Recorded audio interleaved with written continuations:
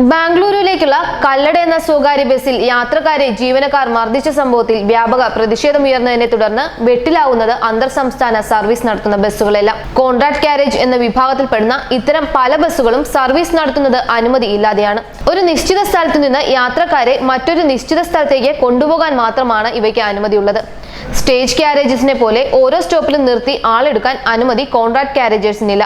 എന്നാൽ ആ നിയമത്തെ മറികടക്കാൻ ട്രാവൽ ഏജന്റുമാരിൽ നിന്നോ ഓൺലൈനായാണോ ഇവർ ബുക്കിംഗ് സ്വീകരിക്കുന്നത്. അതുകൊണ്ട് തന്നെ ഇവർക്കെതിരെ നടപടി എടുക്കാനാകില്ലെന്നാണ് മോട്ടോർ വാഹന വകുപ്പ് പറയുന്നത്. എന്നാൽ യാത്രക്കാരെ സുരക്ഷിതമായി ലക്ഷ്യസ്ഥാനത്ത് എത്തിക്കണമെന്ന പെർമിറ്റ് വ്യവസ്ഥയുടെ ലംഘനമാണ് കല്ലട ബസിന്റെ കാര്യത്തിൽ നടന്നുകൊണ്ടിരിക്കുന്നതെന്നും അതുകൊണ്ട് പെർമിറ്റ് റദ്ദാക്കുന്നതടക്കമുള്ള ശക്തമായ നടപടികളുമായി മുന്നോട്ടു പോകുമെന്നും joint transport commissioner Rajeev Poothalath പറഞ്ഞു. കേരളത്തിലേക്കും പുറത്തേക്കും ദിവസവും 500-ലധികം ബസ്സുകളാണ് സർവീസ് നടത്തുന്നത്. ഇത്തരം ബസ്സുകൾ പൂർണ്ണമായും നിരോധിച്ചാൽ വലിയ യാത്രാക്ലേശവും ഉണ്ടാകും. അതുകൊണ്ട് നിരീക്ഷണം ശക്തമാക്കാനാണ് മോട്ടോർ വാഹന വകുപ്പിന്റെ പ്രാഥമിക പദ്ധതി. ഇനി ഇത്തരത്തിലൊരു സംഭവം നടക്കാതിരിക്കാനുള്ള മുൻകരുതലുകൾ എടുക്കുമെന്നും അദ്ദേഹം പറഞ്ഞു. കല്ലടയുടെ ആക്രമണത്തിൽ ഗതാഗത കമ്മീഷണറോട് മന്ത്രി എ കെ ശശീന്ദ്രൻ റിപ്പോർട്ട് തേടി. ഒരിക്കലും സംഭവിക്കാൻ പാടില്ലാത്ത കാര്യങ്ങളാണ് നടന്നത്. വ്യവസ്ഥകൾ ലംഘിച്ച് ബസ് സർവീസ് നടത്തിയെന്നാണ് വിവരം. കുറ്റക്കാർക്കെതിരെ കർശന നടപടിയുണ്ടാകുമെന്നും ശശീന്ദ്രൻ കോഴിക്കോട് പ്രതികരിച്ചു. കല്ലട ബസ്സിലെ യാത്രക്കാരെ ബസ്സിനുള്ളിൽ തൊഴിലാളികൾ മർദ്ദിക്കുന്ന വീഡിയോയും വാർത്തയും പുറത്തുവന്നത് കഴിഞ്ഞ ദിവസമാണ്. കൊച്ചിയിൽ വൈറ്റിലയിൽ വെച്ചാണ് യുവാക്കൾക്ക് മർദ്ദനമേറ്റത്. അത് വാർത്തയായതോടെയാണ് പോലീസ് അക്രമികൾക്കെതിരെ കേസെടുത്തത്. ദുർബലമായ വകുപ്പുകളാണ് ചുമത്തിയതെന്ന പരാതിയുമുണ്ട്. കൃത്യമായ മൊഴി ലഭിച്ചാൽ മാത്രമേ നടപടി സ്വീകരിക്കാനാകൂ എന്നാണ് പോലീസ് ആദ്യം സ്വീകരിച്ച നിലപാട്. പിന്നീട് ബസ് ജീവനക്കാരനായ ജയേഷ്, ജിതിൻ എന്നിവരെ അറസ്റ്റ് ചെയ്തു. മരട് പോലീസ് കേസ് രജിസ്റ്റർ ചെയ്തിട്ടുണ്ട്. ബസ്സും പോലീസ് പിടിച്ചെടുത്തു.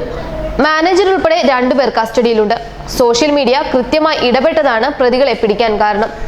സംഭവത്തിലെ ഗൂഢാലോചനയിൽ കല്ലട സുരേഷ് ബസ് മുതലാളി സുരേഷിനും പങ്കുണ്ടെന്ന് വ്യക്തമാണ്.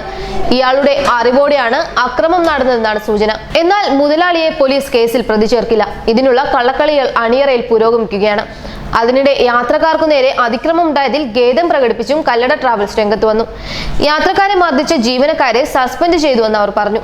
എന്നാൽ ബസ് ജീവനക്കാർക്ക് നേരെയും ആക്രമണം ഉണ്ടായതായാണ് ഇവർ തിരിച്ചു പറയുന്നത്.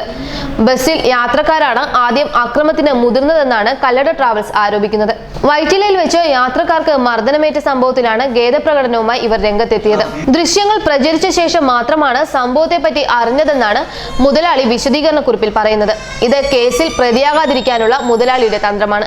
കഴിഞ്ഞ ദിവസം വൈറ്റിലയിൽ വെച്ച് 15-അംഗ സംഘം ബസ്സിലേക്ക് ഇരച്ചുകയറി യുവാക്കളെ മർദ്ദിച്ച സംഭവം വ്യാപക പ്രതിഷേധത്തിന് ഇടയാക്കുന്നുണ്ട്.